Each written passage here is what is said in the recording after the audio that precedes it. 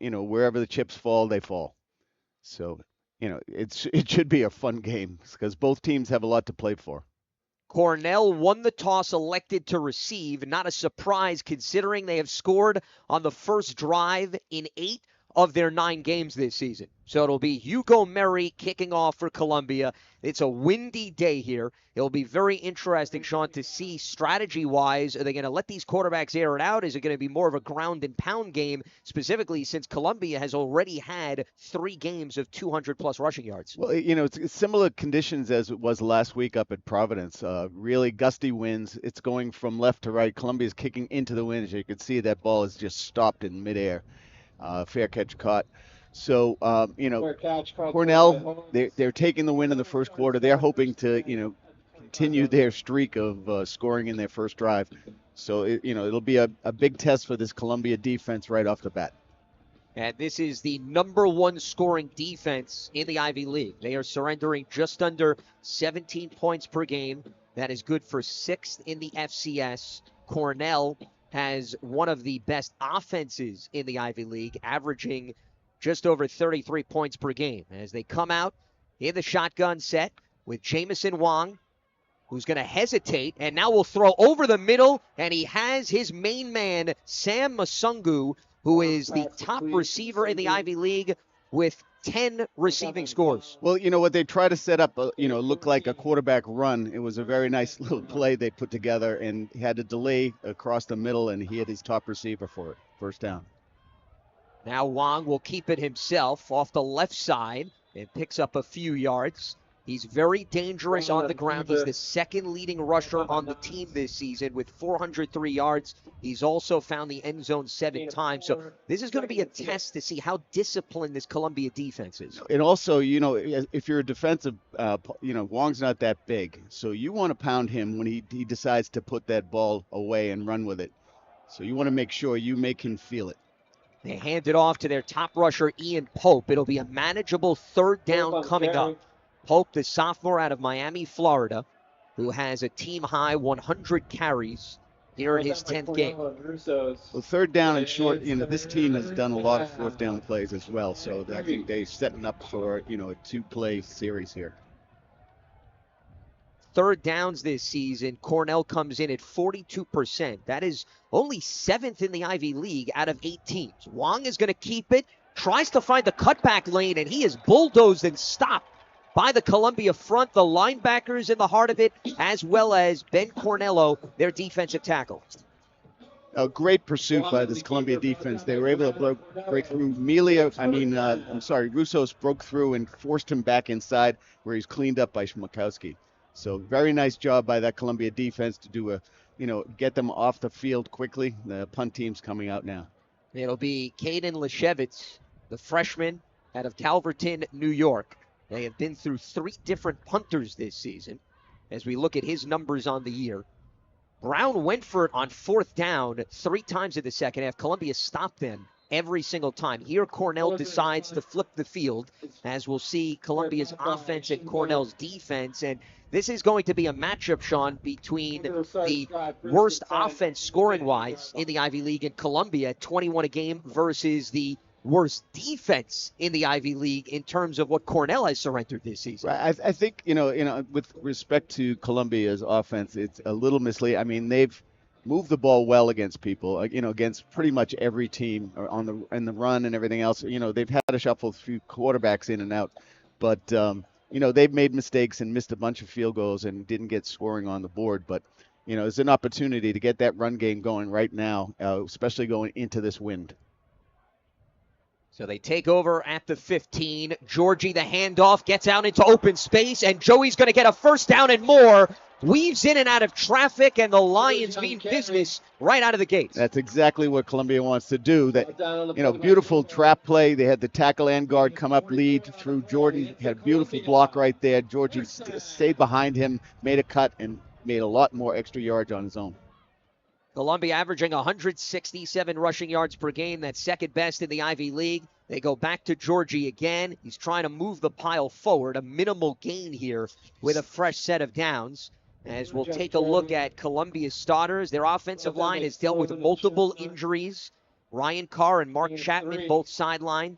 So John Poppy has had to turn to some youngsters who have stepped up over the course of this season. A big reason why, playing the trenches, as to why they're positioned themselves for a shot at the Ivy League title. They stick to the ground. Georgie cuts back, right to left, and he's going to be near the first down marker here. Let's see where they spot it, and they're going to move the chains as a result of the nifty running by Columbia's starting running back. No, that play was meant to go off right tackle, so Georgie, was very patient with the ball, waited for that area to clear, saw a hole up the middle, cut back, and was able to pick up the first down. Nice job by him. Georgie, 3 runs for 35 yards already, the latest for 8. Sanchez out of the gun. He gives up to Georgie again, and Cornell's defensive line read that beautifully. Georgie going nowhere on that one. Yeah, that front of Cornell was ready for that one. They've been giving up big gashes so far in this first quarter, but they were ready for that one. You think maybe a little play fake, open it up, let him throw something short and get someone out on the edge. Could be a good call right here. Sanchez, 15 of 32. Completed 47% of his passes last week, but he had 2 50-plus yard strikes to Bryson Canty, and this time he overthrows Griffin Johnson out in the flat. Incomplete. Yeah, he had a free rusher coming right at him. He had to get rid of that ball a lot earlier than he wanted to, and that's the reason he threw that pretty much away. Someone broke through clean right up the middle, and he got hit as soon as he released. This is a Cornell defense, talking with Dan Swanstrom earlier this week, that has been through its fair share of ups and downs. He described it as a work in progress. They're still trying to find the right personnel on the field at once as Griffin Johnson gets the handoff, and Cornell's defense again delivers to make the stop after Joey Georgie set the tone early. Well, a couple of first downs, they had a couple of breakthroughs, stopped the run. Cornell came up strong in that last series and held Columbia, so they have to punt, and they're going to punt into this gusting wind, so it'll be interesting to see what kind of punt this is going to be. Will Hughes coming out to punt for the Lions, and it is Luke Malaga back to receive it, and a flag comes in, and it looks like it's going to be a false start. False start, 10 offense, 5-yard penalty, 4th down.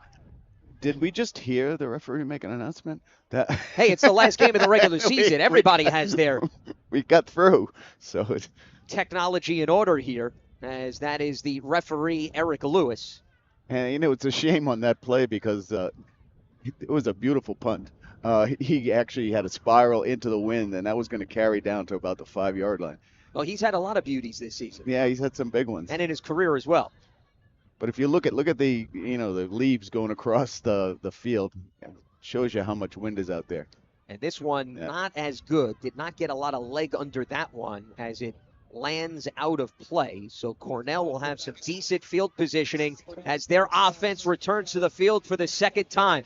A scoreless affair here in the first.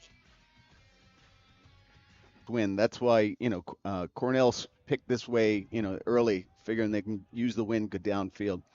They hand off to Ian Pope, has room on the left side, gets tripped up as he was making his way to the 35-yard line, and a nice pickup here on first down. Yeah, pretty well blocked on the edge there.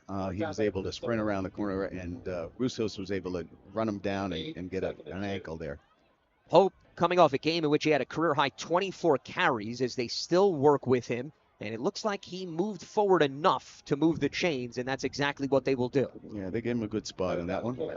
That's a first down, but the Columbia's defense, they're down to 3 front linemen usually because they don't have that edge rusher when they lost Townsend. So those 3 guys have a lot of responsibilities, not only to stop the run but also to keep this quarterback contained. When you look at Cornell's starting offensive line, they have been plagued by injuries. They've had to convert defensive linemen as Wong over the middle, broken up by Columbia's defensive backfield. Hayden McDonald getting a hand in the passing lane as he was trying to connect with his tight end, Blaine Zoller. Yeah, the nice play by McDonald. I mean, right here, he takes a nice route, didn't grab him from behind, was able to get his hand in front and knock that ball away. Now, Cornell is without its top tight end, Ryder Kurtz. Got hurt in practice this week. as he has 4 receiving touchdowns on the season. So that's why we're going to see a lot more of Blaine Zoller and Matthew Pills, who's more of a blocking tight end. As we look at Columbia's starting defensive line, and Patrick Pasalacqua, one of their 2 captains, manning the middle. Wong is going to dump it off, and this will be a short gain as they get out of play at the 45-yard line. That was his 2nd target and catch for Masungu. Well, it's more of a ball control passing game. It's not real long, not a lot of short shots down the field. He keeps it within that 5-10 yard route and lets Masunga kind of run with it. And that's why the guy has 77 receptions already this year, something like that. He's got 78, but who's counting? I said something. You were in the right ballpark. We got to give you credit for that. As Columbia's secondary delivers again with McDonald taking down the ball carrier, Robert Tucker III, and a flag came in. But they threw a flag on the hit to the quarterback after. Personal foul. Roughing the passer. Defense. 15-yard penalty. Automatic first down. I'm sorry. That he's a runner at that point, and so here's another look as Wong is going to pitch it out last second. That was pretty well timed. That's too protective of the quarterback. If he's running an option play, then he's fair game to get a hit. But I didn't agree with that call because it looked like it was bang bang. That's Anthony Russos who came in. But that's what Columbia's defense wants to do. If he's going to run the ball and he's not that big, you want to put some licks on him and slow him down. So Cornell back to work. Wong has a year and a Sunday, and he dumps it off to Zoller, who nearly makes McDonald miss, out of play, and another first down for the Big Red, and they are striking in the red zone here in the early going. Yeah, nice play action there. He had plenty of time to sit and wait for his receiver to come open across the field, and he was able to deliver that ball, with the wind, and luckily McDonald was able to corral him and get him out of bounds before he broke 3. So you get a 15-yard penalty and now a 25-yard catch and run for the tight end, and a fresh set of downs here for Cornell. Wong surveying the field, staying in the pocket, will roll out, and he's going to be sacked. And it's John Martin, number 91, coming to bring him down, his first career sack as a Lion. That was really good discipline by Martin. He stayed on the edge. He just wouldn't let that man to get outside. And Wong ended up running right into him, and he was able to plant in for a big loss. There's a Columbia defense that came in with just 10 sacks on the season. That's dead last, 8th in the Ivy League. Cornell has only surrendered 6 sacks this season. That's less than 1 per game. So for what the Lions just did, that is quite the rare occurrence this season. They fake the handoff. Wong is going to roll out. Has space. He's going to keep it himself. He gets tripped up as he tries to dive towards the 15. They're going to spot it at the 14-yard line. Yeah, nice play by linebacker there, number 43, Charlie Newton. He came from his inside linebacker position, was able to run down Wong and hold him back to the original line of scrimmage. So good job by him. It puts him in a 3rd and 10 situation here. Cornell 0 for 2 on 3rd down today. Wong is 3 of 4 for 46 yards. He's going to look to make his 5th pass attempt, and the ball kept by Wong gets beat up in the middle of the field and brought down well short of the first down. Yeah, they're going to bring on the field goal unit here.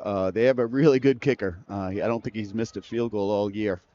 I saw him earlier warming up, and he was kicking into the wind and with the wind. He's got a good leg.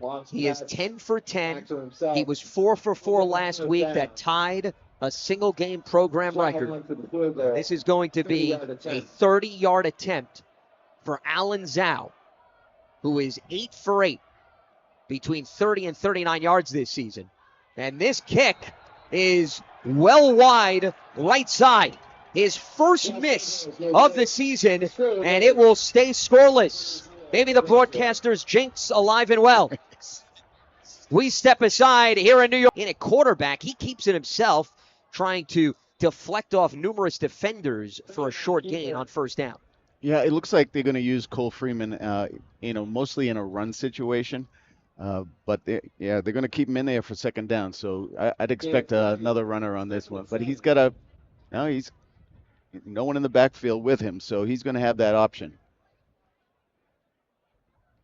Trips receivers to the left. Freeman's going to fake the throw, and Cornell not fooled on this one. He's lucky he even maybe got a yard, though a flag does come in as Damon Barnes, one of their top cornerbacks, was in the thick of things. Yeah, they didn't fool anyone with that play. Offense number 73, 10-yard penalty, second down. That was also Hunter Sloan as well. Yeah, penalty down here really hurts you, especially when you're going into the wind, push you back, put you in a second and long situation. And that is the second penalty against Columbia. We saw earlier in the game on Cornell's last drive, roughing the passer penalty, and now the first one against the offense as we look at Columbia's offensive coordinator, Saitu Smith, who's on the field for the second straight game, Sean, as a result of them having a true first-year quarterback. Yeah, he wants to be able to communicate with his quarterback as he comes off the field, what he's seeing, certain situations, and just to keep him coached up so they can keep him calm and collected. Brendan Chestnut brought down Joey Georgie immediately. So it'll be now 3rd and 16 coming up for Columbia. The Lions 0 for 1 on third down today. Well, this is a situation where you don't want to make a mistake. You're down deep in your own territory, going against the wind. This is where your quarterback, got to be really, smart about what he does with the ball. They put Georgie in motion. Sanchez has a clean pocket. He's going to throw over the middle. It's a completion. It's short of a first down. As making the catch was Jordan Kelly. No, that was actually a big throw because it gets them out from, the shadow of their own goalpost and, gives their punter a chance to, move the ball down that field. Except for, that last one with that wind gusting, just beat the bejesus out of that punt. That was a nice tackle by Cornell safety Trey Harris in the open field to make sure that Kelly didn't get additional yardage after the catch. What was beautiful about it was that ball that came in over the linebacker, and then here's that punt again. I mean, this ball is going nowhere into this wind.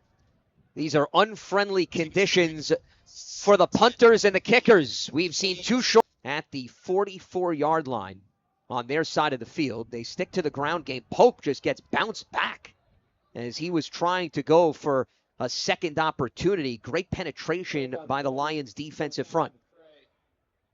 It's Jack Smahowski, who is one of their top leading tacklers, the grandson of Tom O'Connor, who was part of the 1961 Ivy League championship team. You can only imagine what that family is thinking today if Columbia can pull this off. They need Harvard to lose, of course, to Yale. Pope, once again, fighting for positioning and is going to cross over midfield into Columbia territory to set up a manageable third down. Actually, nice run by Pope there. He was able to break a couple of tackles and, put them in a nice third and short situation. Columbia's got to make a better tackle. No arm tackles against this kid. He's a strong runner. 6-yard run for him. He's got 5 carries for 23 yards today. As Wong looks over to the sideline. Now Robert Tucker in out of the backfield. They fake the handoff. Wong keeps it, and he's going to get a first down. Just slithered right through the heart of the Columbia defense to move the chains. Yeah, he has that go. He has that run pass option. He faked the handoff to the left. It was actually a quarterback run called. He had a nice lead blocker and was able to pick up the first. Yeah, field position is going to be huge in this game, especially with this wind. That's more of a reason why both teams need to capitalize if the kicking game doesn't cooperate. Wong is averaging 4.5 yards per carry on the season. Again, another fake handoff. Throws left. Dangerous pass, and it's intercepted as C.J. Brown, Columbia's linebacker, comes through in the right place at the right time. His first interception since 2022, and how appropriate. It's the senior captain. What a play by him. He was covering a zone. He was able to recognize where the receiver was cut in front of him. He was the inside zone, and he had a man over the top, but he made a beautiful play on that ball. And that's, right now, I mean, so far this season, every time Columbia had a turnover, they're 6-0. So, that bodes well for this team. And you could tell the team so excited for C.J. Brown, who has dealt with some injuries this season. But in the lineup here today, John Poppy talking things over with that side of the ball. As you referenced, takeaways have been a good omen for this Lions team, as they are 0-3 when they don't have a takeaway, 6-0 when they do. Joey Georgie off the right side, still on his feet, and he is right near the first down marker, and they're going to move the chains. A 10-yard pickup for the Lions back. Yeah, nice quick inside trap. He was able to get right behind his block and made a nice cut up the middle and picked up that first down. They got to keep running the ball into this wind. It's going to be hard to pass in the wind, and you got to flip this field. That was Wong's 10th interception of the season against 24 touchdowns. Back to Georgie they go, and more space as he is hit hard at the last second, but it's going to be another first down. Back-to-back double-digit runs for Joey Georgie. Again, a nice little inside play. The tight end came in across and made a nice block. Georgie, very patient runner, was able to cut in behind him and pick up another quick 10. It was Michael O'Keefe who came in at the last second to prevent it from being even more damageable for the Cornell D. Georgie again on the right side. It looked like he wasn't going to get anything, and he turned that into a 3-yard gain. Yeah, very patient. He's always been a patient runner, and when he sees an opening, he explodes through it. Very shifty, but also strong runner. It's rare that you'll see him get caught in the backfield. So he turned something into and nothing into something. Stadium today, rooting on the Columbia Lions as Columbia trying to secure a share of the Ivy League title for the first time since 1961. Now, in order for that to happen, not only do they have to beat Cornell, they need Harvard to lose to Yale, as that game is currently scoreless in the second quarter. We will be keeping you up to date as we make our way to the finish line here in New York City. So after Joey Georgie's strong running, Lions in Cornell territory, and Sanchez's pass is short as it skips the field as he was trying to get it over on the far side to Titus Evans. Yeah, you can't tell whether the wind affected that ball, but that was a long throw to make, especially across from this hash mark. Just didn't quite get there. But better in the ground than in the Cornell defensive person's hands. And that was the third pass attempt for Sanchez. Well, they're going into the wind. It was pretty dangerous. He had that one. He had a rush and throw over Georgie's head, and but now they're going to look like they're going to take advantage here. Sanchez has time. He's hit over the middle. Dangerous pass, broken up, incomplete. As the intended target was James Miller, the tight end. Yeah, the ball was there, but the defender was there as well. Right here, he was going for it. Bang, bang play. Johnny Williamson. Yeah, nice play by Williamson. And Williamson, actually, his father, John, played football and baseball at Columbia. And his grandfather, Tom Smith, played in the NFL for the Rams and the Steelers in the 1960s. So some strong family ties on both sides here as they'll bring out Will Hughes to punt the ball. It's been a rough day for him. He gets good height on this one. It's going to bounce and take a friendly bounce for Columbia as Cornell is going to have to go the length of the field from inside the 5. Early second quarter, still no score between Cornell and Columbia. As this game is dependent on that contest for Columbia's sake, as Columbia needs the Crimson to lose to the Bulldogs. But it's Cornell football after the defense did a nice job limiting Columbia's offense after they got into Cornell territory. But Jamison Wong backed up near Columbia's end zone, and he gets out of it with a run up the left side, and that is why an athletic quarterback can change field positioning. Well, that, design run, he just a fake, and he had a lead blocker who made a nice block on the corner, and he was able to turn that up and get out from, deep in their own territory. Hayden McDonald finally brought him down. Last possession ended with an interception. Wong picked off by C.J. Brown. They'll go to the ground the conventional way with Pope, and he's bottled up as Brown was there for the stop, as well as plenty of others, including Scott Rosati.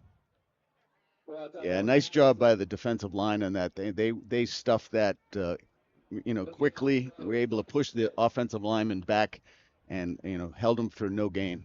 Keller Patterson, freshman defensive lineman, was there as well. Wong keeps it at the last second and even fools our camera as Wong is able to get near the first down marker with another nifty run as everybody, even for Columbia's defense, Sean, went after Pope on this one. Well, that's what his option is. He put the ball in the belly of the running back, was able to pull it when he saw that opening out in the left side and converted that, a big run to put him in a short. So they need a yard. They go for the QB sneak, and Columbia got a nice push up front. It all depends on where they spot this. To the naked eye, hard to believe that they were able to move the chains on this one. Well, it all depends on who gets the spot because both both line judges came in different spots, but the one on the far sideline, his spot works in Cornell's favor. So Wong has been the heart and soul of the attack thus far. 34 rushing yards, 47 passing yards. Well, going into the wind, expect him to do that more and do, the RP, run pass option. He's going to hold it, look for a place for him to run or his running back. It's not going to be throwing it too deep into this wind.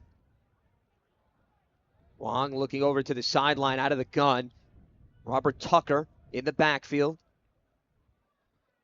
And he's going to get the handoff, and nothing cooking on the right side, pulled down at the 31-yard line.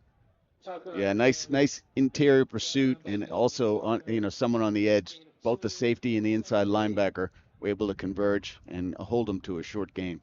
Last season in Ithaca, Columbia held Cornell to just 33 rushing yards, as we see essentially the sign language going on the sideline, communicating the plays to Wong, who now operates out of the gun. Masungu gets the handoff as he was starting up in motion, and he'll get a nice gain here, as Cornell will be within striking distance on third down. He got a nice block on the edge, and he was able to, cut inside to pick up a nice chunk of yardage. Puts him in a third and short situation. That was Masungu's 5th run of the season, averaging nearly 5 yards per carry. Sophomore out of Andover, Minnesota, has made a huge leap from his freshman to his sophomore year. And he was a heck of a playmaker at Andover High School. Wong off the play-action fake, and he overthrows his target as Cornell had a step on the Columbia defense, and it was Parker Woodring who could not haul it in. Yeah, he held that ball into the belly of his running back and fooled the whole defense. And luckily, that ball just sailed with that wind, and he was then able to convert because he was wide open. He was open early. Nice play call, but a little luck, for that Columbia defense not to get burnt. So Caden Leshevitz will come out to punt. They're showing a semi-block here. And he's able to get it off. And this is going to take a bounce into opposite field positioning, but Columbia will have a very attractive starting spot here at the 36-yard line to get their drive going. Yeah, this wind is swirling, so unless you hit a perfect spiral into this wind, that ball is not going anywhere. As soon as it gets up in the air, it's getting knocked down. So, Columbia's got to take advantage of this wind. The running game was going well, and then they just got, they missed that pass to the first, third pass by Sanchez to the left, and then, just kind of get behind the sticks then. But I think they have to stick with the run and then surprise them with a little run fake and a ball over the middle somewhere. It was a 27-yard punt. Total offense in this game, Columbia with just 82 yards, Cornell with 113. Lions have only thrown for 15 yards, mainly because of the windy conditions. As Georgie up the gut again, give him another first down run as he has found the middle of this field to be his playground. Right, it seemed like every first down run play, he's ripping off a 10-yard gain.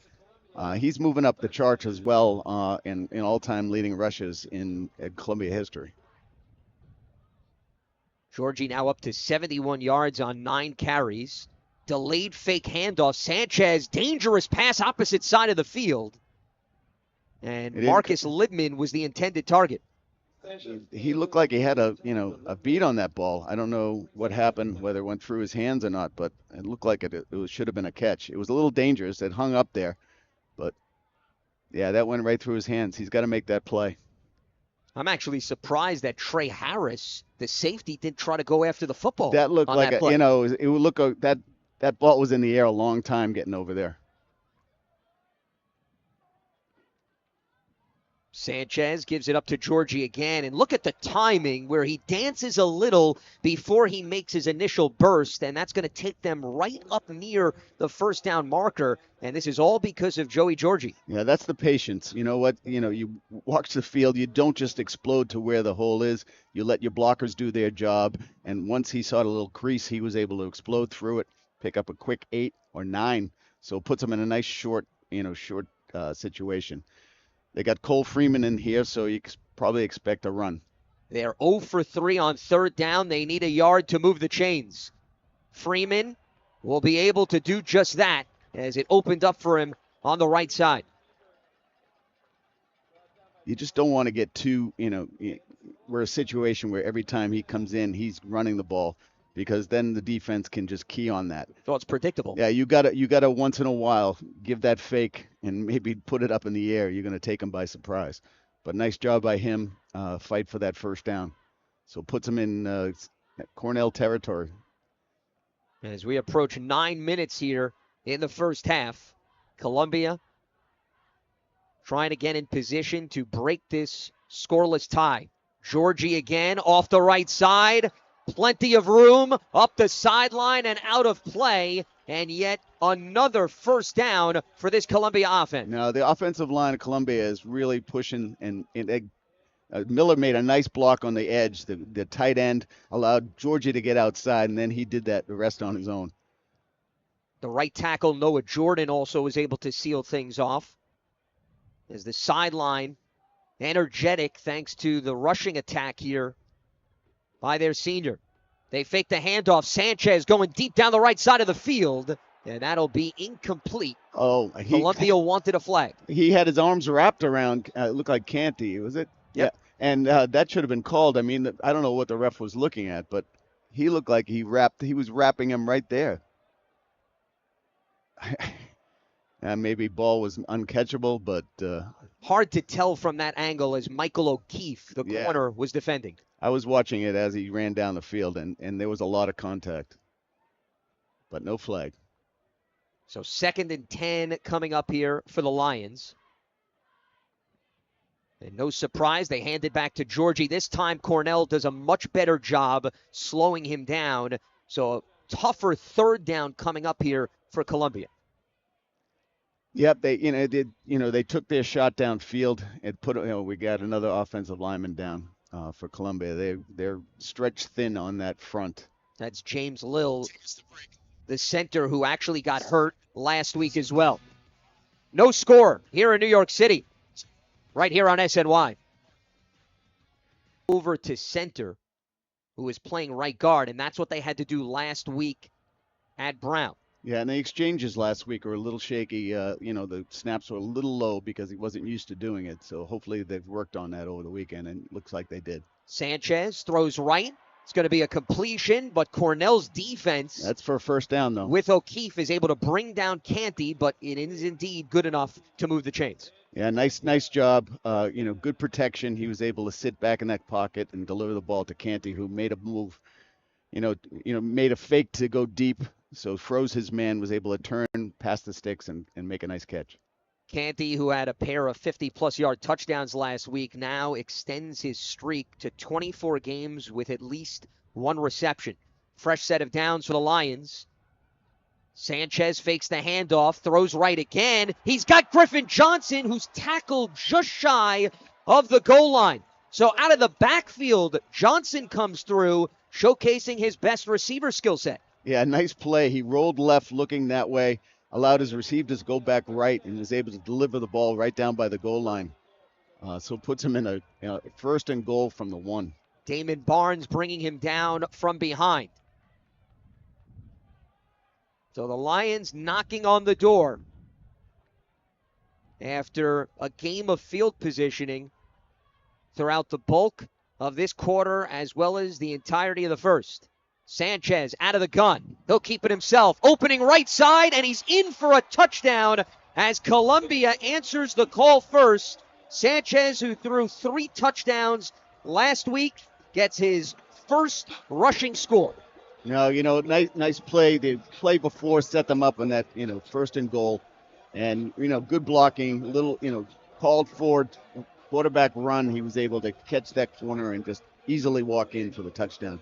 Columbia took advantage of having the wind and also that running game, really, with Georgie running amok right now. He's closing in, on a big first half. 10 plays, 64 yards. Murray, 22 of 22 on extra points. And he will stay perfect. 23 of 20. Look, and the seniors being supported here on Senior Day. 34 seniors for Columbia, 28 for Cornell, as Cornell had its Senior Day last Sunday, beating Dartmouth, handing the Big Green its second loss of the season, as Cornell trying to record its first winning campaign in Ivy League play since 2005 when Jim Knowles was the head coach.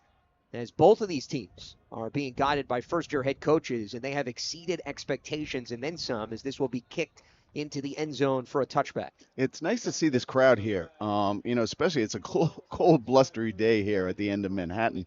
And, the Columbia fans came out. Even the Cornell has a nice group of fans over there. And I think half of it's the band.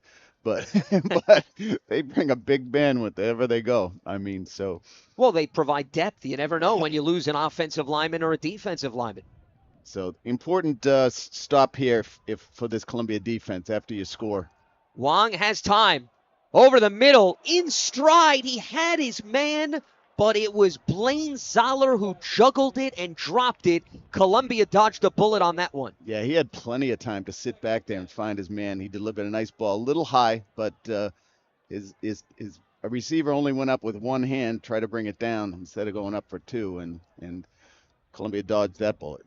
Zoller, a freshman. Ryder Kurtz, who he mentioned injured, is their sophomore number 1 tight end on the depth chart. Wong dumps it off again to Zoller, and Zoller actually knocks over his own teammate in the process of trying to fight for some yardage, but Columbia read that beautifully. Yeah, they were able to pick that up quickly. He tried to have come out of the backfield, sliding along, and they were ready for that one. So they got trips left here, expecting, but you got to be wary of Wong's legs here, especially into this wind. He has run 8 times for 34 yards in this game, as they have 3 receivers to the left, and they have not shied away from going deep down the field. Wong buys time out of the pocket. Columbia keeping him in front, and they are able to make the tackle in open space to do some damage control. Charlie Newton. Yeah, nice job by both linebackers. They stuck in there. Defensive end lost contain a little bit, but they were able to react quickly and stop him short of the first down and make him punt. And into this wind, I don't know why the punt return is way back there. That's not going to even get close. His last punt was 27 yards. This is Caden Leshevitz again.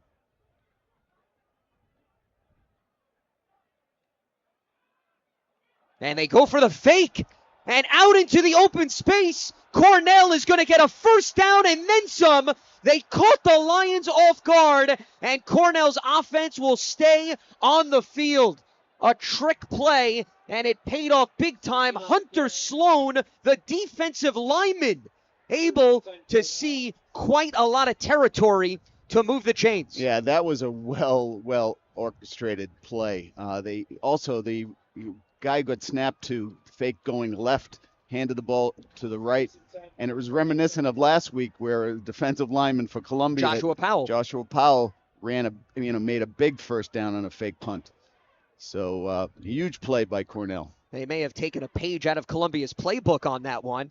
We say it's a copycat league in the NFL. It may apply to the Ivy League as well. Wong over the middle to Tucker. A first down. There is a flag down on the play, so we'll await word. But as it stands right now, Cornell would move the chains. Holding.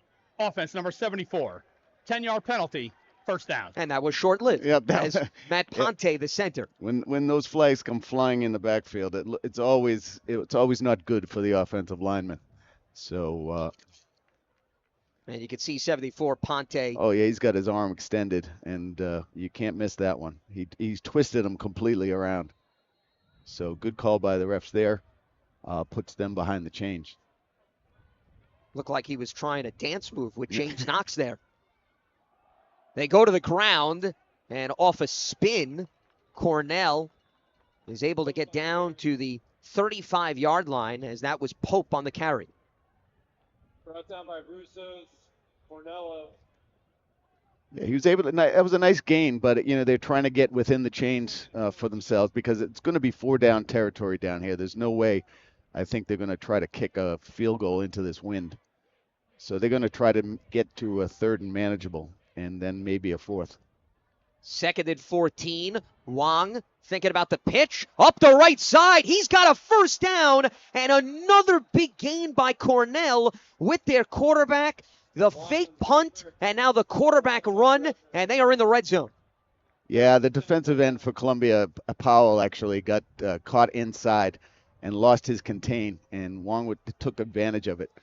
And another quick play off the line of scrimmage, as this time Wong pitched it out of play, and Columbia was not going to let Pope get an opening.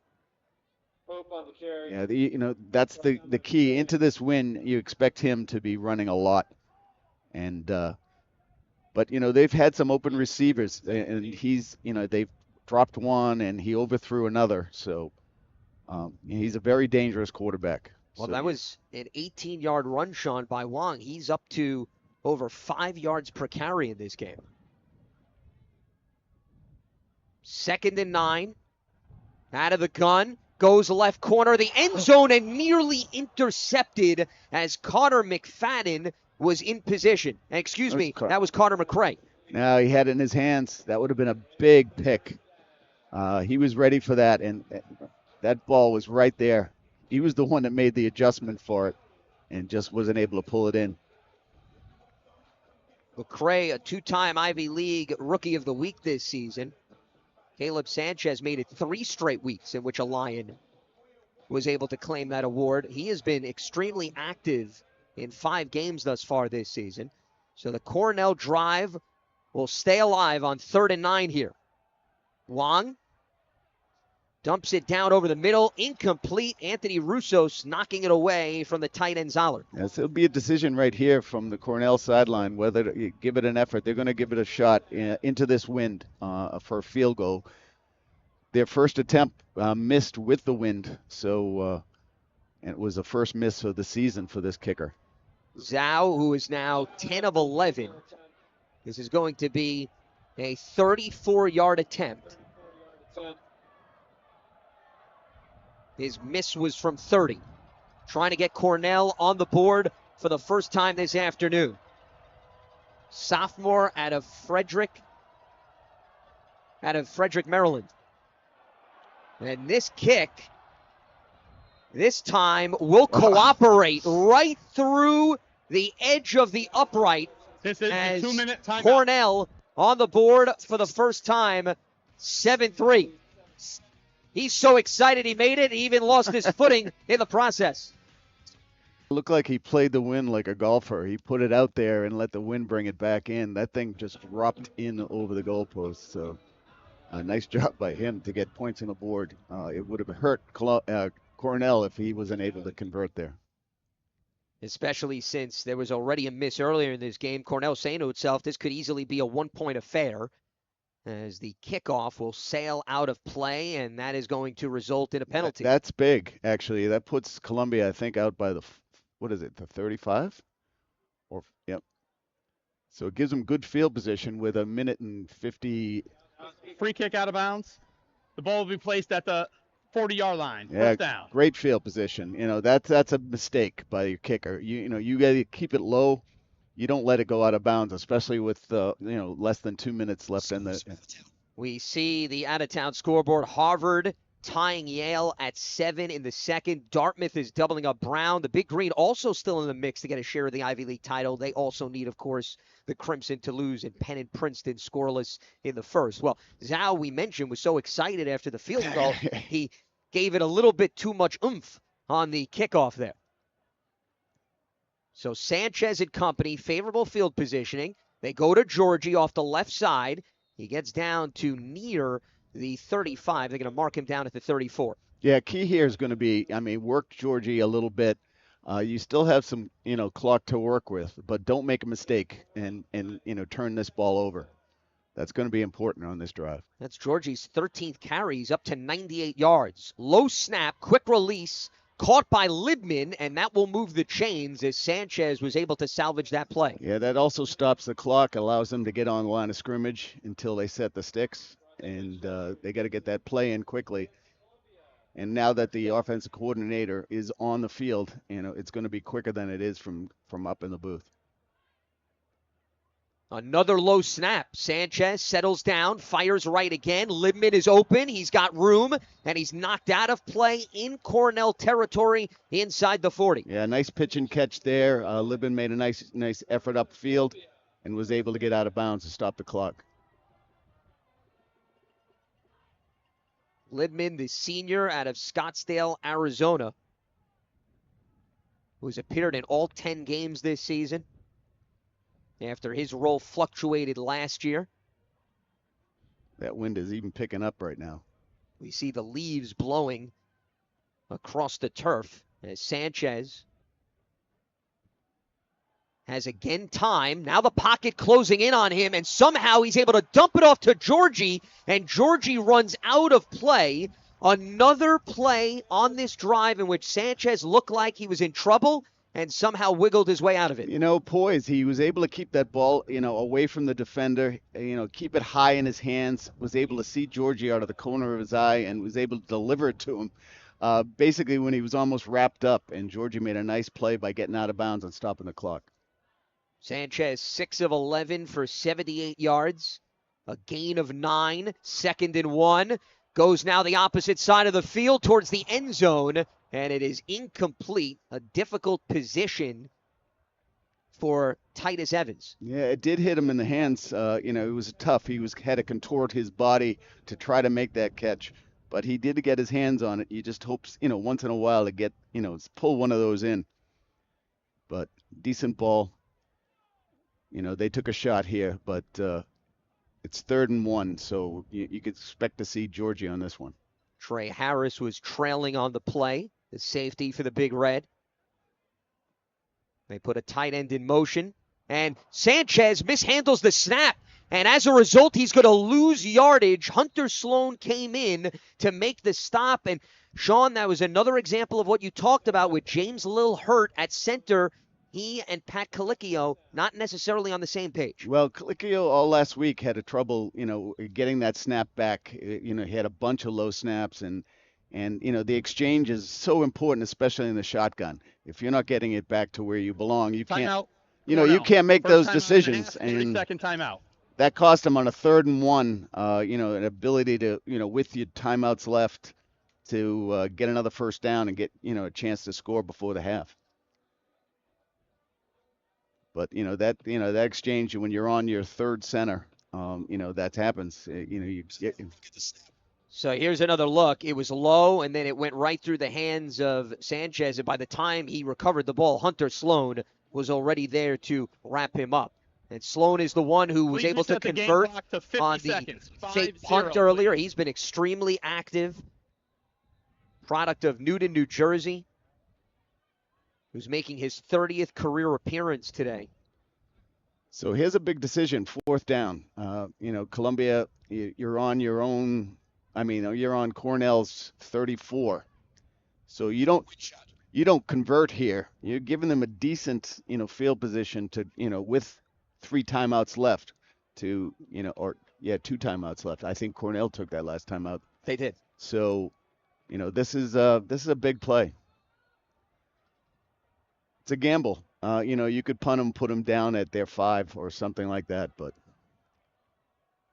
another low snap. Sanchez throws right. It's caught by Canty, but flags come in and a stoppage of play. And it looks like it's a false start. False start, offense, number 3.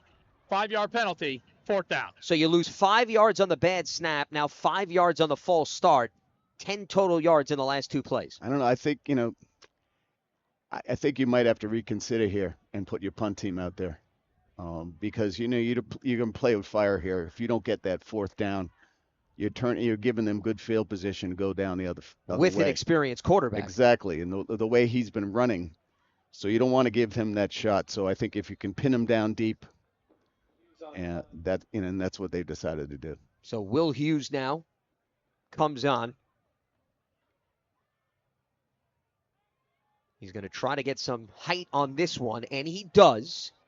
And Columbia is going to keep it out of the end zone. Perfect execution. Jack Smahowski downing it at the 5-yard line, as that is the second time they have pinned Cornell within the 5. Well, there was no receiver back there for Cornell. They were going to let it happen. Please reset the game clock to 39 if you look, they seconds. had the whole thing circled. They had everywhere around that ball. That wasn't going to go anywhere. So nice job by that coverage team. That was a brick wall that they put in front of the end zone. As we look at Justin Stovall, the defensive coordinator for Columbia, who did a heck of a job with this unit last season. As well as this season, too. But, the thing about it is those last two punts that pinned them in, they were, especially with the wind, it's hard to kind of control those, and he did a great job doing it. 39 seconds for Wong and company. Going to go to the ground, and Columbia able to gang tackle Pope on the carry. Pope. Yeah, it looks like they're going to just run the clock out for the rest of the half.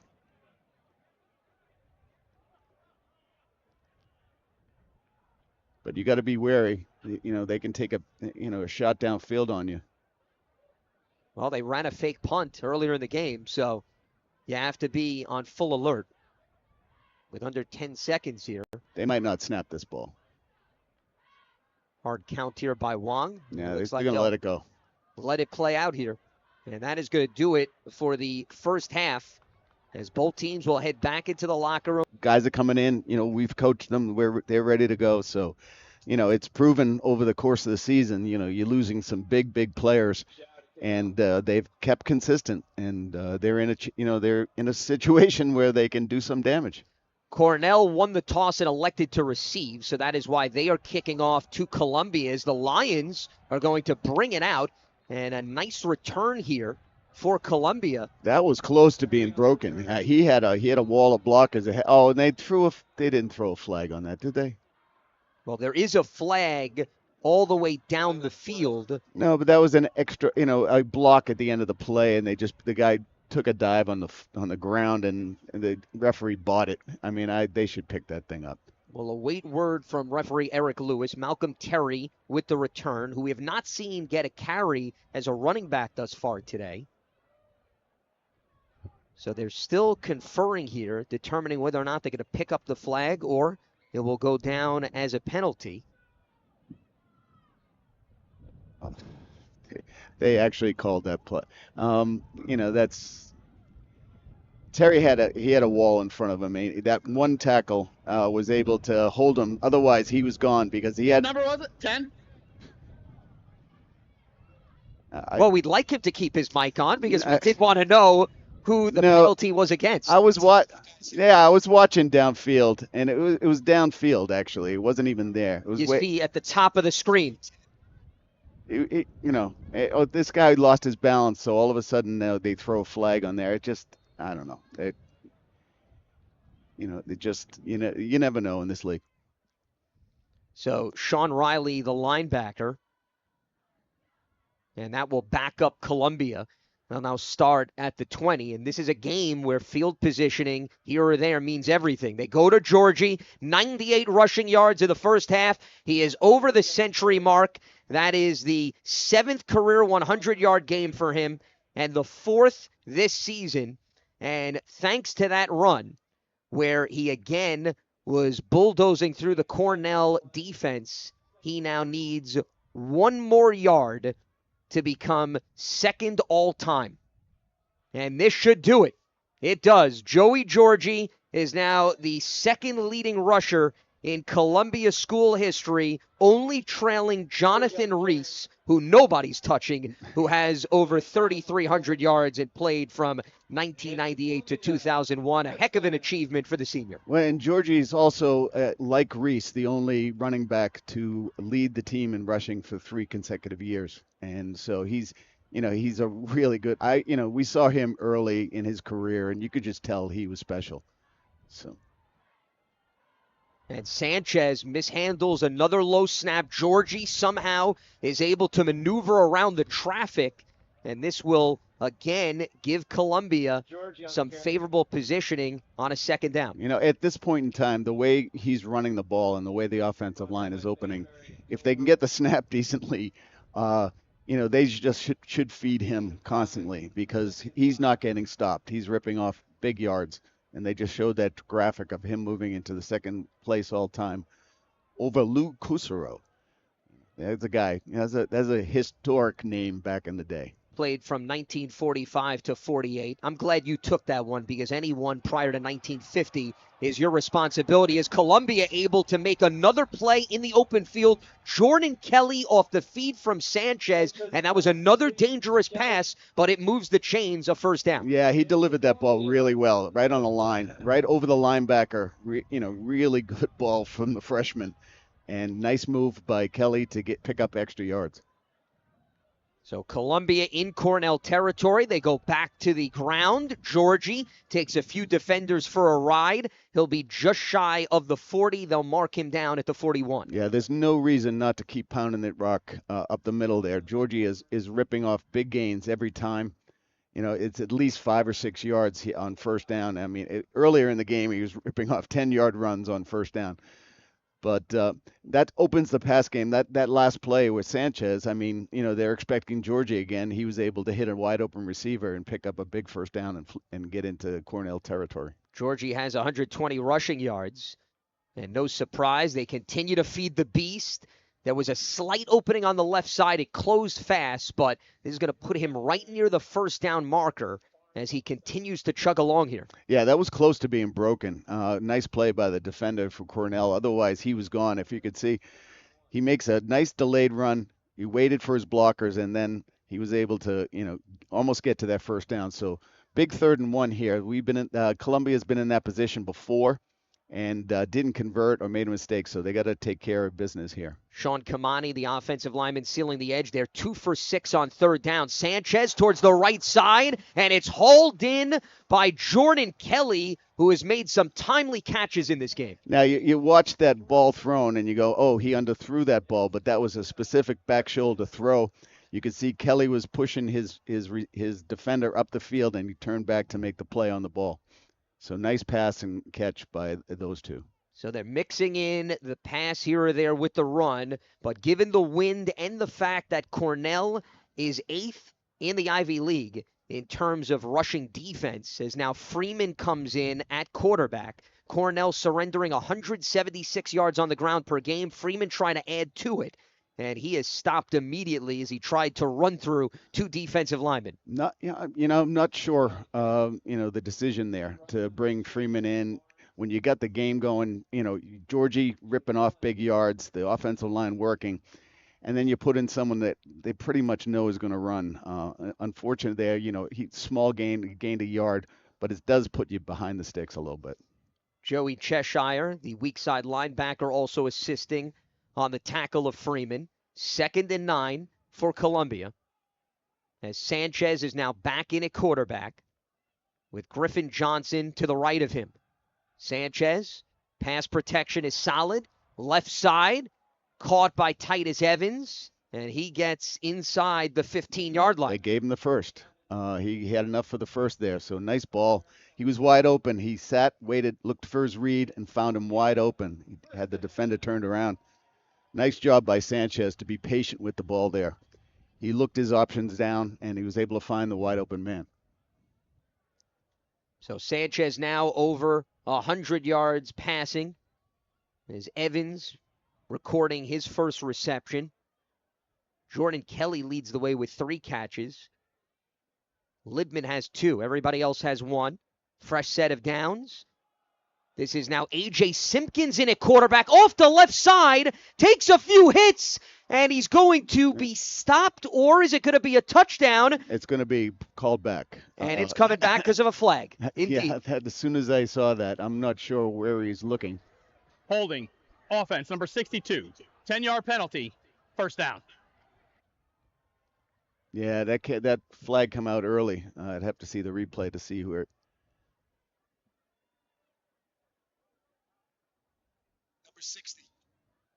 They got it on John Iannuzzi, the left guard. I didn't really see what they called holding there. I mean, the guy got turned. He turned him around a little bit, but whether his arm was outstretched or not, that's a big penalty. And we've seen a few costly penalties against Columbia. A roughing the passer one, as you see him on the right side. Yeah, you could see that there now. Yeah, he had a grab. He had a piece of his shirt, and he pulled him down a little bit. So first and 20. It's closing in on Sanchez, and the dump ball falls incomplete. He was trying to get it to Georgie. Yeah, they were trying to set up a center screen, but they allowed them to come in too quickly. So he had a lot of pressure on him, and it was hard to get the ball to him. They had the screen set up pretty well, but Cornell did well to defend that play. Amon Williams, the defensive tackle, was right up in his grill. Second and 20 for Columbia. Currently a 10-play, 57-yard drive that has eaten up nearly 6 minutes. Georgie cuts back to the right, and he's brought down from behind by Amon Williams, who nearly sacked Sanchez on the last play. Yeah, big third down here because, you have to get some points out of a drive like this. You've been, that's 10, 11 plays now on this drive. A big penalty hurt them. They were moving the ball well and almost in for a score, but that holding penalty put them behind the sticks. So, you get a third and long. You just want to, pick up some extra yards, give your field goal kicker a chance with this wind. And Hugo Murray missed 3 field goals last week, 2 because of the wind. So Sanchez now orchestrating traffic on a 3rd and 18, and a timeout taken. Columbia, first time out of the half, 30-second timeout. Take us to break. And with that, we will step aside. Lions in Cornell territory, up by 4 in the 3rd. Joey Georgie, 126 rushing yards. He has been carrying the load thus far for this offense, which now has a 3rd and 18 that they need to solve. Sanchez drops back, pressured, and he's going to throw it incomplete to the feet of Griffin Johnson. He could not take a sack under those circumstances. No, absolutely not. It would have put him out of field goal range. So nice play by him just to get rid of it. It was a bull rush off the edge. Jordan got pushed back into his quarterback, so there's nothing he could do. There wasn't even a place to step up and throw. So good play by him to get rid of it. For a freshman, he really knows what he's doing out there. So Hugo Murray, who is now wearing number 1. Prior to that, 98, making the change. Missed 3 field goals last week. This is going to be a 39-yard attempt to try to make it a touchdown lead. And Murray's field goal is wide right, just like Alan Zhao earlier in the game. Each kicker ending up in the same position, and that is now 4 misses for Murray in the span of the last 2 games. And you could tell he was even surprised himself. Yeah, it looked like a gust of wind took that at the last minute. I mean, this is a tricky time for kickers out here. And, it's unfortunate. Columbia had a really nice drive. They were moving the ball. Georgia was running all over the place. And that one penalty killed them. That's why every yard counts. And that's stopping that drive. And, that's what happens in this ball game. So Cornell takes over at the 21. Here's Wong, brought down as he crosses the 25. Yeah, into the wind, he's going to look for his first read, and if he doesn't see that first read, he's got a little gap he's going. So you got to be really wary. You got to kind of have a spy out there looking for him. Now, the one guy that's been quiet thus far is their number 1 wide receiver, Masungu, who has 2 catches for 21 yards. Here, they use their back Pope up the middle. They pick up the first. And that is going to move the chains. So Wong and Pope get the 10 yards. As we see Wong holding on to it at the very last second. That's why you have to be so disciplined, because Sean, on any given play, he could take off himself. He has that option whether to hand it off. He's reading that defensive end, and he's deciding at the last minute whether to hand it to him or take it himself. Pope patient off the left side, barrels out of play, but he's able to gain about 5 yards. They got him on the 35, so it's about a gain of 4 out there. Good pursuit to keep him from a longer game. It looked like he was going to get a little extra yardage there, but the pursuit from the inside was able to, hold him to a 4-yard gain. Pope has run 11 times for 41 yards, empty backfield for Wong, and he is going to patiently wait, finds an alley, takes it towards the left side, and that will move the chains once again as Wong is approaching 70 rushing yards. Yeah, that was a specific quarterback run. He had the pulling guard there, was able to kick out on Brown and allowed him to cut inside and pick up that first down.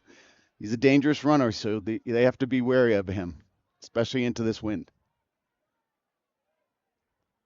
Cornell averaging 4.5 yards per carry. Wong looking right, back to his left. He's pressured.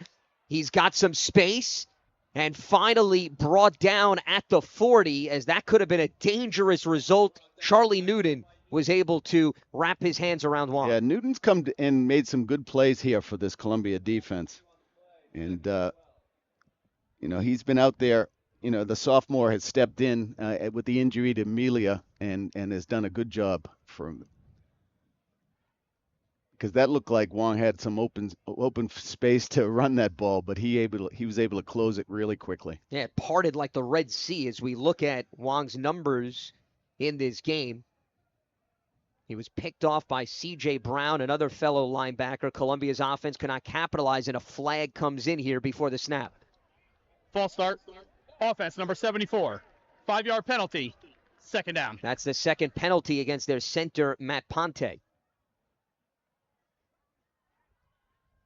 So that'll back them up 5 yards. Yeah, in a game like this with field position being so important with the wind, those penalties really hurt an offense. It puts you back, in those situations where you got to take a shot, and that's when turnovers happen. Second penalty against the Big Reds, 6 against Columbia in this game, including a costly one on the last possession that made it a much more difficult Hugo Murray field goal. Wong again, and this time Columbia's defense sandwiches him as he was crossing the 35. Yep, that was a little quarterback draw, and they snuffed it out. Nice play by the middle linebacker there, Russos. He was able to pick him up and keep him for a short gain. Puts him in a 3rd and 15, 16-yard territory. Keller Patterson assisted Russos on the stop. So Masungu is out wide to the left. He's their star wide receiver. We have not seen Wong target him much. And just as we mentioned that, Wong throws it left side to his man Sam, and that is a first down. You could see how well they work together because Wong had thrown that ball before he even made his cut, and that ball delivered as soon as he was there and just beyond the stick. So really nice play by the Cornell offense. Third catch for Masungu, who is approaching 80 receptions on the season. He's found the end zone 10 times, at least 1 touchdown in 7 of 9 games. On the ground they go with Robert Tucker. And like a train, he just blows through the Columbia defense and puts them in a manageable second down, a pickup of 8. Yeah, a little change of pace. He brought a little, quickness in there and was able to run through a couple of arm tackles and pick up a big gashing, puts him in nice and second and short. You can do just about anything in this position. Wong gives it up to Masungu on the jet sweep, in and out of traffic, a first down, and his second carry again gets the better of the Columbia defense. Yeah, it's, that's the second time they've run that, and both times they've been able to pick up a good chunk of yardage. That looked like it might have gone for more, but it was a good play by the linebacker to able to get him from behind and keep him to a relatively decent game. Got to put the ball in the hands of your playmaker, and they're finally getting their star weapon involved. Wong with the late handoff again. Pope bottled up by Columbia's defense as he gains about a yard. Yeah, nice play up front by number 91. He was able to close that gap, and Pope had nowhere to go, and then the rest of the defense came in and closed it up. John Martin stepping up big today, getting his first career sack earlier. His 8th appearance this season, the senior out of New Orleans. As Cornell looking over to the sideline, as you see 3 players involved in this process in the upper right corner of the screen. This is what happens when you don't have the helmet communication, as Wong keeps it, and he gets across the 25 down at the 24. Yeah, they're running a lot of quarterback design runs in this game, and I expected that into this wind. He's sitting back there, he's getting a pulling guard or tackle, and he's just following them up into the hole. But it is a big third down for this Cornell offense and for this Columbia defense. That was the 15th carry for Wong. No, that's what I'm saying. They're featuring him as the runner. Well, they figure he's a senior. It's his last game. You might as well get every ounce and sacrifice of the body you can. He buys time right side. A floater over the top. Nearly picked off by Hayden McDonald. It was intended for Matthew Pills, who only has had 3 receptions this season. But, at one point, he had him clean. He was wide open. That ball just hung up. He kind of floated it up there and allowed the defenders to get back and, easily could have been picked off. But they're going to go for it in 4th down, especially into this wind. Smahowski was back there as well. But, for a split second, he was all by himself. But Wong, instead of trying to drill it, kind of floated it up there, and the wind caught it and allowed the defenders to get back in play. McDonald has a team-high 4 interceptions this season. That also leads the Ivy League. 4th and 5, Wong right side. And is it caught? And it looks like Columbia's defense made a stop. They're celebrating. We have not gotten confirmation yet whether or not it's going to be a completion or incomplete. Incomplete pass. And it is incomplete. Masungu did not hold on to it. On the right sideline, he was selling it as if he secured the football, and he's still Take us to break. fighting with the officials a bit to make a case. We'll come back and take another look. Columbia taking over on offense, up by 4. Because he may almost come up with that ball, and McCray also got away with a little tug on the jersey. But this ball, as you can see right here, it'll hit the ground. There. Right there it hit it. And that's the incompletion. He wasn't able to squeeze it through. So Columbia's offense coming back out on the field off the turnover on downs. Fake handoff. Sanchez has time. Over the middle, in stride, making the catch is Ethan Hebb. He's got one man to beat, and he's down inside the 5 as Columbia turns the tables on Cornell here in the 3rd. You know what? A great call by Seitu Smith there. You get the ball on downs. You take a shot downfield, and he delivered that ball right on the money, and he almost outran everyone into he covered up the ball too, got down to the 3. So the handoff is Columbia trying to punch it in, and Cornell's defensive front is able to make the stop to force the Lions to run another play here on 2nd down. Georgie couldn't punch through. Stanberry on the stop. What a play. I mean, just a great call. You took them by surprise there. A little deflated for not converting on that 4th down.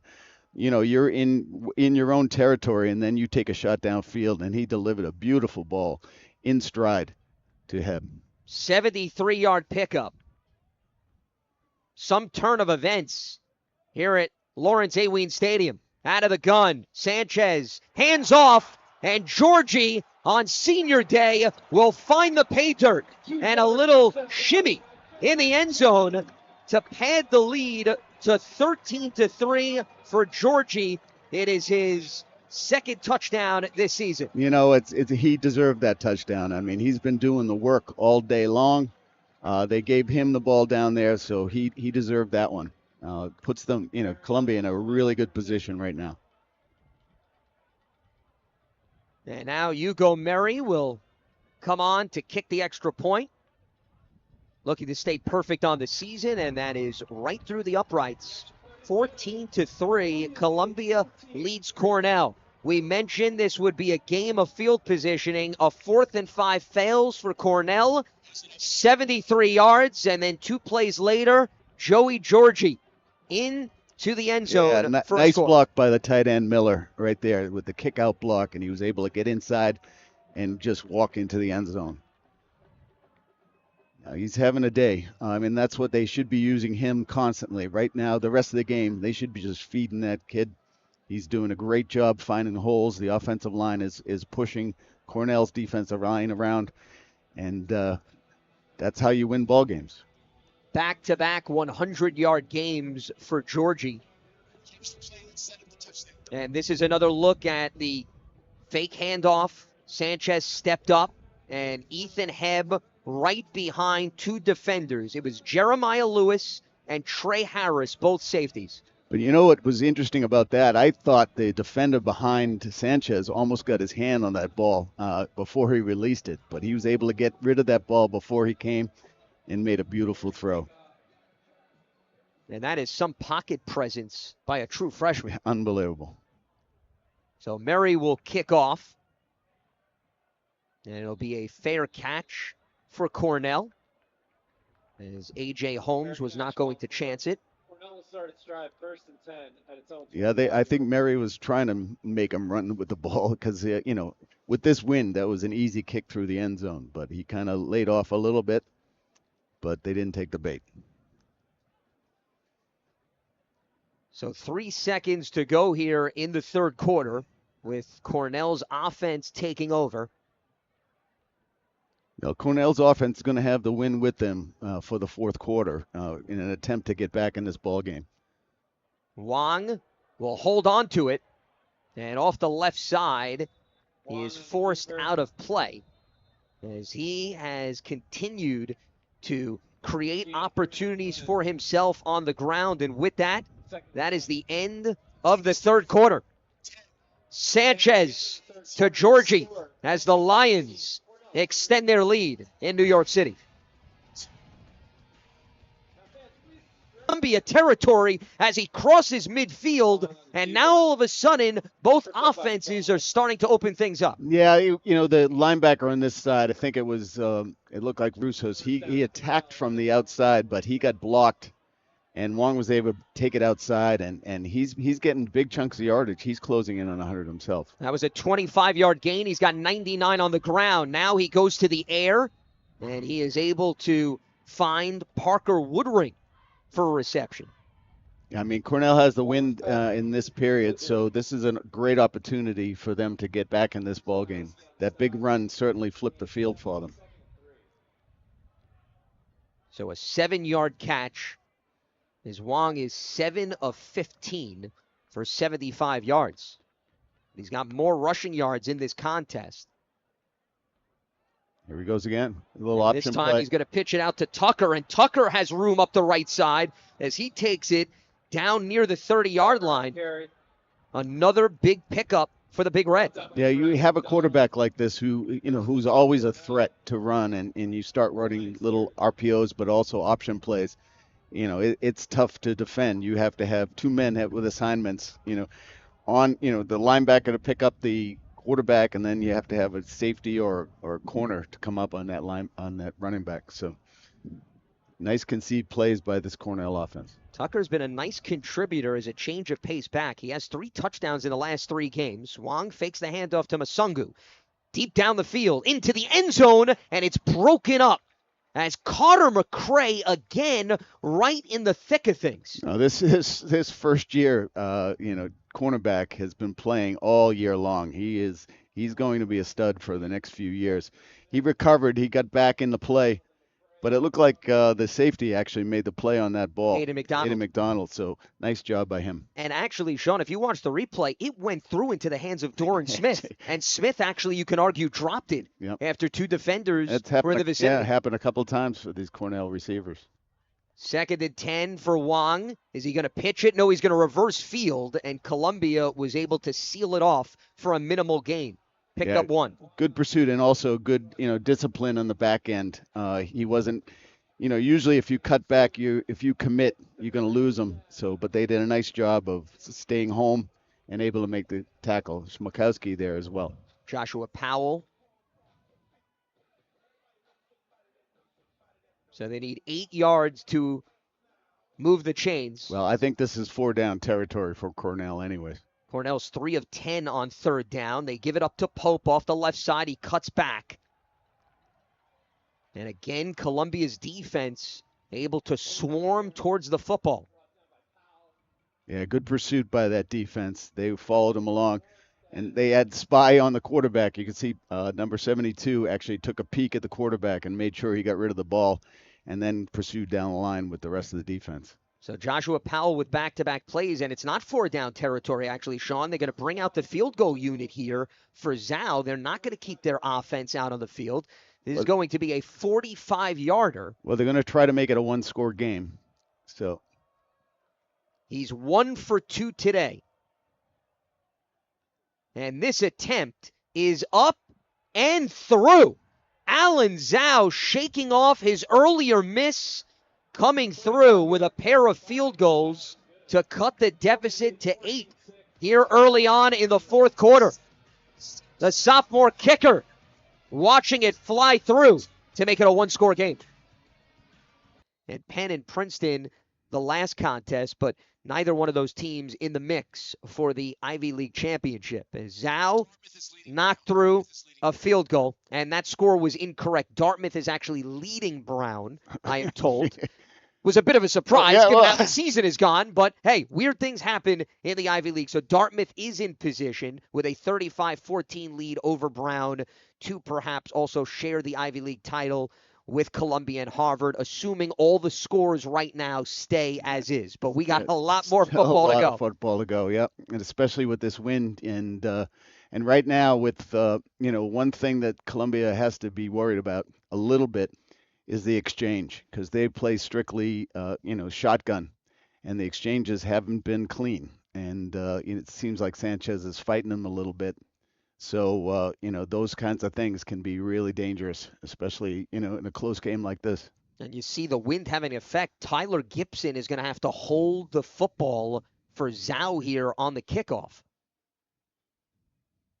And it's almost kind of going from left to right, but also across the field. It's kind of changing a little direction. And you can see on the screen the leaves all over the place here.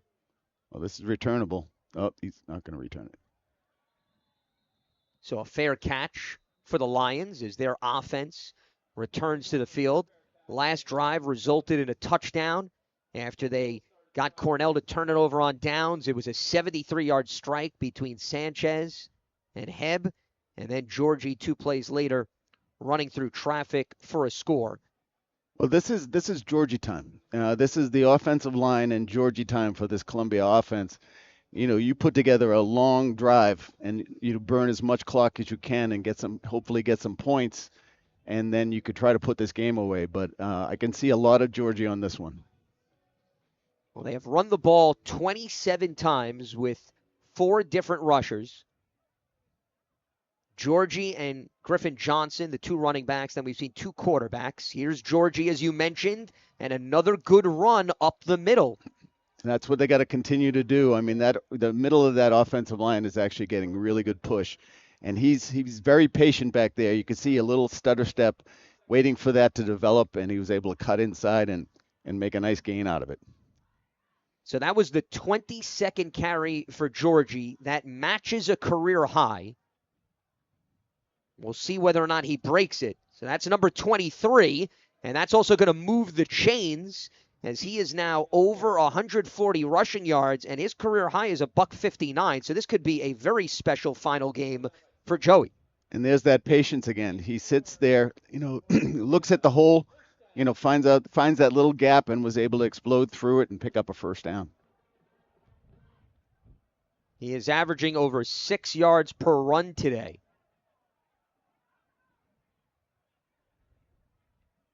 The snap by Sanchez, handed off to Georgie again, and this time wrapped up and brought down by Damon Barnes, the cornerback. Yeah, that looked a little more promising until the Cornell defense actually recovered pretty well. It looked like he had a real gap. They're going to give him a little break and put Johnson in. And it looks like A.J. Simpkins is also now coming in as Sanchez will head to the sideline. We have seen 3 different quarterbacks in this game.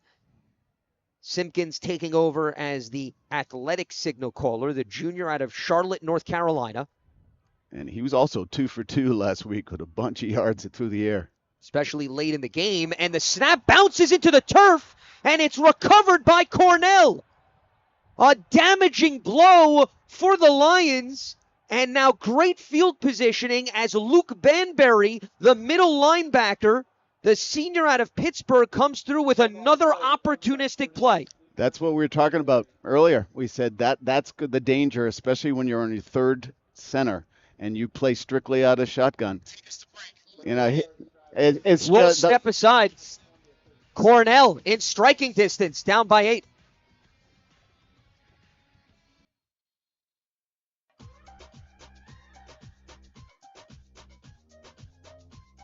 That was a false start. 5 yards. Play will resume as Wang is able to complete the pass. He gets it to Woodring. And Cornell trying to seize this opportunity after its first takeaway of the game. Huge turnover. I was worried about that, especially with the third center, and he's been low every time. It's been, Sanchez fought him off, but then you had a new quarterback in there, and I don't think he expected that kind of snap.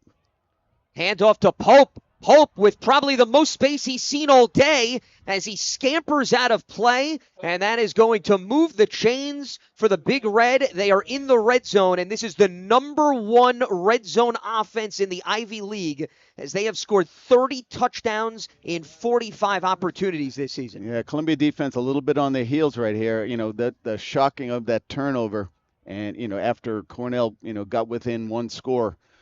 So, they're going to have to come up with a big play. This, scoring defense, the best in the league. So this is a big opportunity for them now. It rejuvenated Cornell. Wang keeps it and brought down by Ben Cornello. Yeah, Cornello made a great play there. He wasn't fooled by the fake handoff and was on Wang as soon as he got the ball. He see him sitting there waiting. He didn't lose his discipline.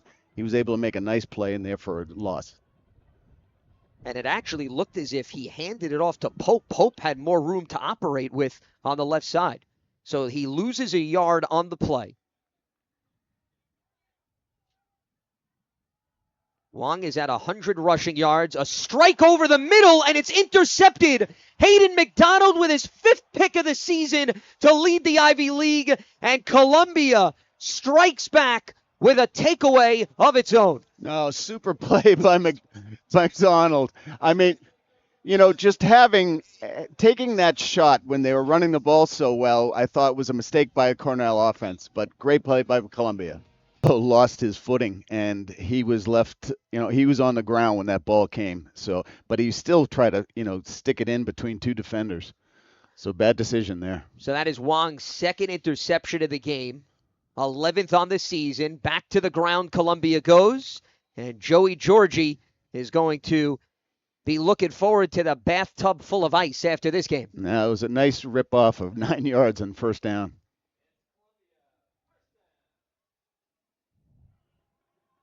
Again to Georgie. Makes a man miss off the right side and then is gang tackled, and a flag comes in very late. Georgie on the carry. Flag down. I'm not quite sure why Columbia's going to a little hurry-up offense. Offense, number 51. 10-yard penalty, first down. That's Sean Kamani. In this situation, I mean, you shouldn't be rushing it. You got to use as much play clock as you can, especially this time, with 7:49 left in the game. So, but, getting to and calling a play and running a play before 10, 15 seconds runs out the clock. Doesn't make any sense. That's the 7th penalty against the Lions today for 70 yards. Yeah, they've hurt today, especially a couple of holding calls on some big plays that they had before. Majority of them have been on offense. The one roughing the passer on defense. Sanchez gives it up to Johnson, and Johnson is able to gain some of that yardage back. This offensive line's doing a really good job up front there. They're giving their running backs, some places to run. They've been patient about picking their holes. I mean, Georgie's been tremendous today, and Johnson's an up and comer. He's a sophomore, and he's done a good job this year. 2nd and 13 after the pickup of 7. Another low snap. Sanchez is able to pick it up, and he's throwing it down the field for a reception. And it is Bryson Canty, who's been relatively quiet today, but comes up big late in this contest. Yeah, that was all Canty right there. First of all, Sanchez had to handle a low throw, but Canty just fought his man off, was able to come back and went up with his hands and pulled the ball down. Didn't wait for it to get to his body, and that puts them in Cornell territory. So they can take their time on this. They got to let this clock go down each time. 30-yard gain.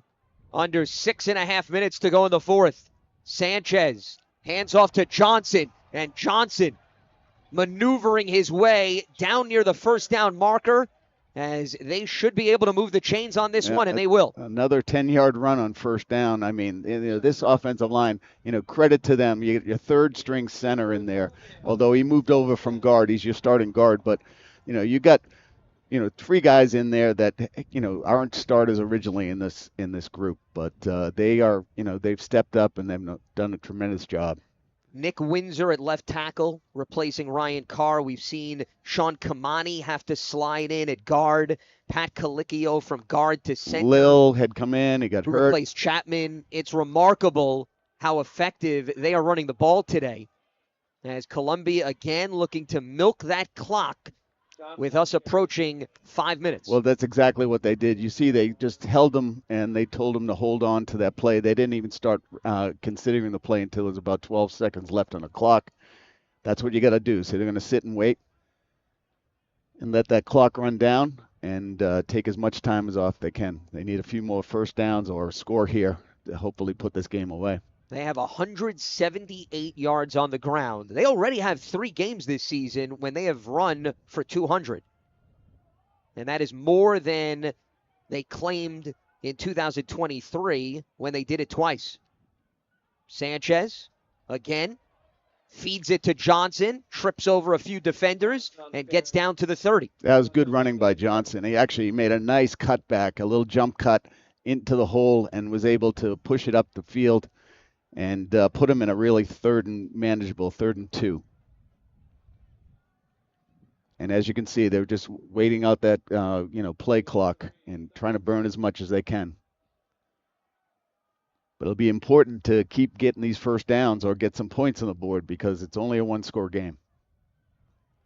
Big 3rd down here. Ball security also key with a lot of low snaps even prior to these handoffs. Sanchez handles it again to Johnson, and Cornell's defense is able to slow him down. And again, we see Damon Barnes right there. He was able to get one out of that, which was a struggle because he was hitting the backfield. But that's his strength, the strength of that kid. Was able to fight through that and put him in a 4th down. So looks like the Columbia is going to go for it. This is a big 4th down stop chance for Cornell. They need a yard. They have not gone for it thus far today on 4th down. On the season, 44%. As they look over to the sideline. 4 seconds on the clock. Sanchez backing up, takes the snap. Deep down the field, left side, Canty goes up.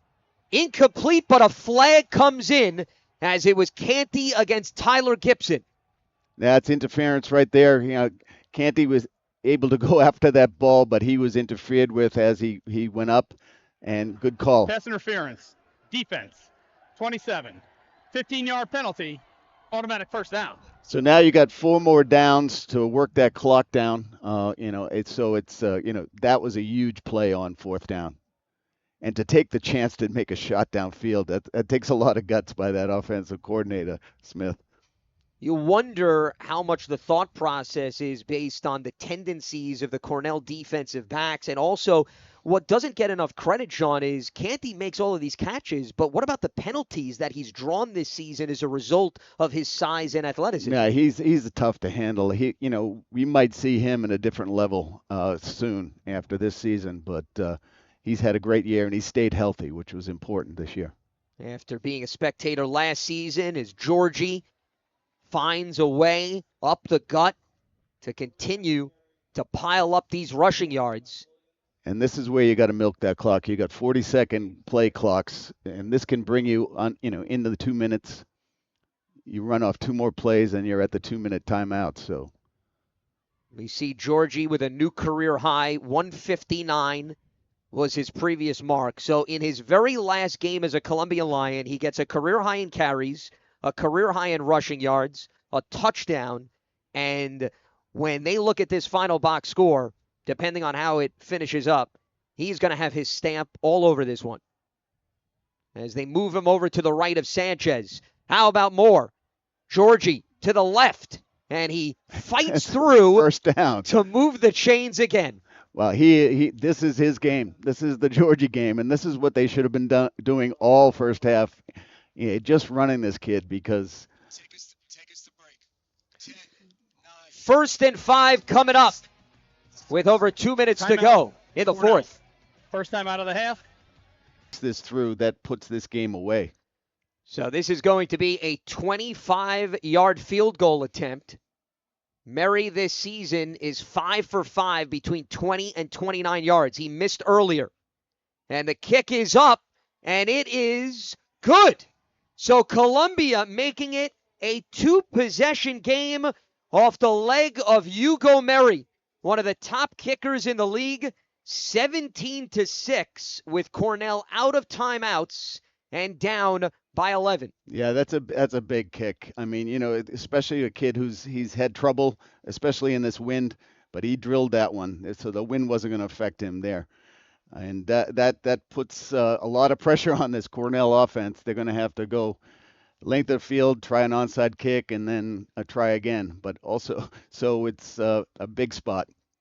Yeah, we were talking about that scenario and whether Columbia should run it on 4th down to burn more clock, but taking the points, that puts you in a really good position. So good job by the coaching staff. Well, their defense has been outstanding throughout the season as well as today. So you couldn't fault Columbia if they said, hey, have Cornell go 90-some-odd yards without any timeouts and try to get into the end zone for the first time today. You're playing against one of the most prolific scoring offenses in this league, averaging well over 30 points a game, and you've held them to 6 today. I mean, that's a tribute to Justin Stovall and his defensive staff and these kids out here who have really dedicated themselves to playing good, solid defense. And Murray is going to kick this out of bounds, and that is a no-no because that's going to give Cornell the football at the 40. No, that's actually, it's a 30, time. I believe, now, because when it happened against Columbia, it went out to the 30. So I don't think it goes to the 40 anymore. I'm hoping. Just confirming because the official earlier I thought had announced the 40. That's why they're just looking. And right now they do have the ball at the 30-yard line. Right. We'll wait word from Eric Lewis. On the kicking team, the ball will be placed at the 30-yard line, first down. Yeah, I think it's the 30. Basically a 5-yard penalty now, and not the big one, which would have been really costly. So Cornell taking over here with good field positioning, but they've had trouble finishing drives as Wong is backing up.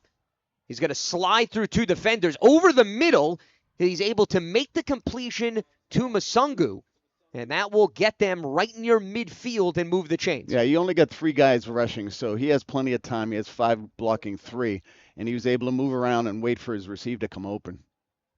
So Wong off the quick release. Buying time off the right side and just pushes it forward essentially on the throw. And he is able to complete the pass to Blaine Zoller, his tight end. Yeah, that's 2 quick completions and didn't use a lot of time. Both times they got out of bounds, so nice job by him. Clock ticking away under a minute 20 Another short pass. Parker Woodring able to haul it in, his third reception of the game. As Cornell quickly returning the ball to the line of scrimmage. They got to move quickly here. You know, the key is the safeties cannot let anyone get behind them for Columbia. They cannot allow a big ball downfield. They'll keep it if they keep it in front of them, then they're going to have to work their way down this field. We'll see if Wong takes a shot down the field here. And he gets out of traffic, eludes a defender, over the middle again to Masungu. It's another first down, so that stops the clock while they move the chains. So that leaves a minute 03 on the clock here.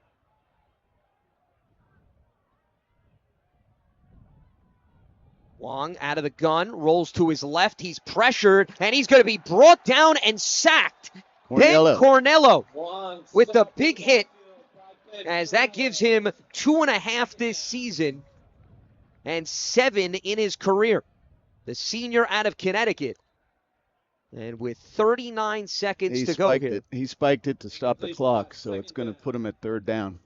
It'll be a 3rd and 13 as we take another look. Cornell wrapping him up and bringing him down. Him, Joshua Powell, Anthony Russos, and Jax Mahowski have been all over the place today.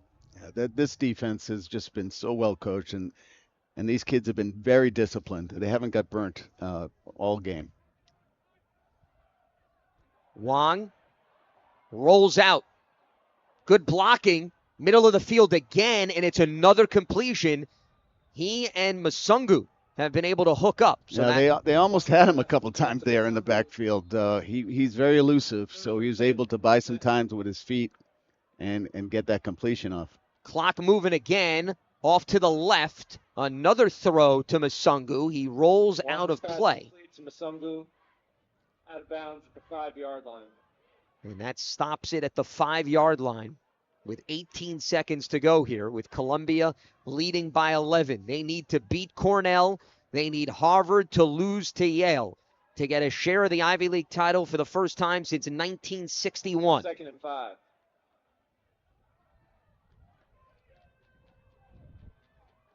Last check, Yale leading Harvard 31-15 in the 4th.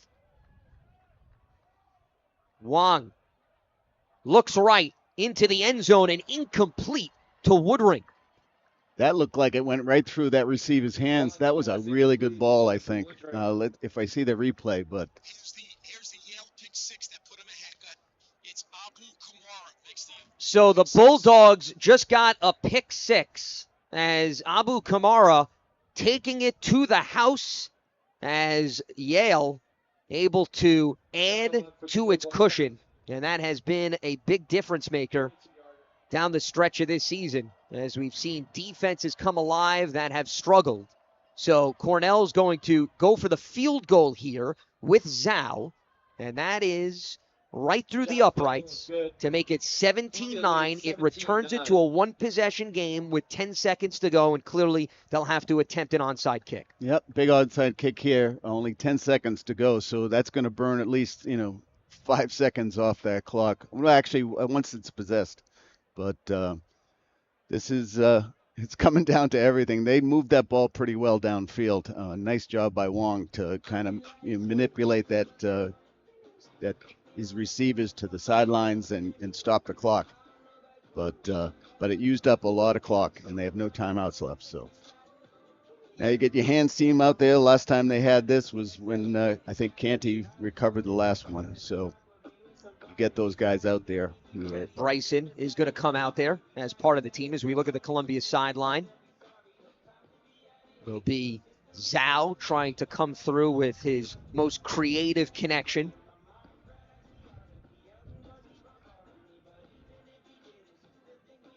This is quite the scene here in New York City. A great turnout as the Lions are looking to complete their side of the equation. John Poppy mentioned it doesn't matter what happens between Harvard and Yale if we don't win this game. Well, they are 10 seconds away from doing just that. As Zhao will look to attempt the onside kick, but first Columbia will stall with a timeout. Timeout of the half. 30-second timeout. I haven't seen a freezing of the onside kick before, but I think he didn't like the way they were lined up, and he wanted to make sure they were all on the same page. And I've got to give Zhao credit because sometimes you get ahead of yourself, you attempt to kick, and you give it away to the receiving team. As we look at the scoreboard, 31-15, Yale leading Harvard, and Dartmouth up big over Brown. So if all of these scores remain as is, it would be a three-way tie for first place. They would all share the Ivy League title, Harvard, Dartmouth, and Columbia, which is what we actually had happen last season. Exactly. We had three teams. Yeah. So we could have it in back-to-back years, and that has been a rare occurrence. But the one thing that is even more rare is having Columbia as part of that group. There's no doubt about it. And, it'd be very special, especially for a first-year coach whose dad played here at Columbia. He, as a kid came to games with his dad. So, this is a full circle. And it might be tough doing this onside kick, especially with this wind. If the ball goes off one more time, they're going to have to hold it. And they did that earlier in the game. But to hold it on a onside kick is not going to be easy. And they're calling in assistance. It was Tyler Gibson that was holding it earlier. Now they are going to turn to, looks like, Doran Smith. But this also shows you he's going to have limited ability to go, he has to go to his left. So, with the man holding the ball. And a slow dribbler.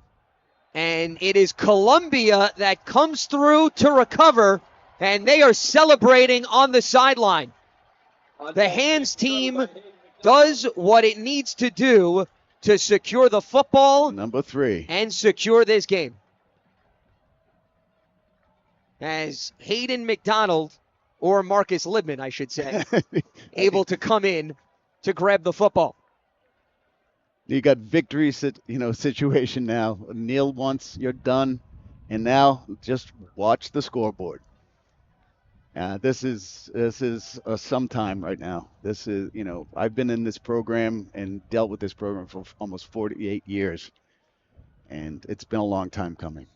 Victory formation. Caleb Sanchez takes a knee. John Poppy and the team all smiles. They started on the bottom, dead last season. Well,